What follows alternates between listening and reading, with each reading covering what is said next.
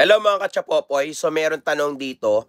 During calamity, PDHO Papi did not escape and died. What will happen to his sentence? So dito hindi mag-a-apply ang special time allowance for loyalty. Gawa nga nang namatay siya. So anong nangyari ngayon? So sa kanyang sentensya, bakit na-extinguish? Kasi nga sa kanyang pagkamatay. Okay? Kasi any person na nag-serve na sentensya, once na namatay ka, totally extinguish na po ang kanyang sentensya. So, paano naman yung 1/5 deduction or 2/5 deduction? So, during calamity, kung halimbawa ikaw ay tumakas,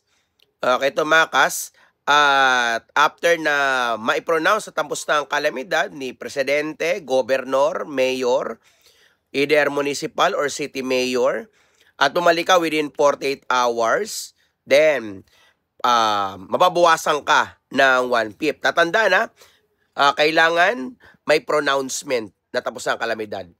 What if naman hindi ka naman tumakas? So may kalamidad at hindi ka tumakas, di ba? Hindi ka naman tumakas, then maaari kang bigyan ng 2/5 deduction. Para sa mga susunod pa na topic, lalo na sa mga marami pang explanation dito, tara mag-enroll na sa CHOPS. So online 2,000, blended 9,000, F to F 8,000. Chapopoy tayo dyan.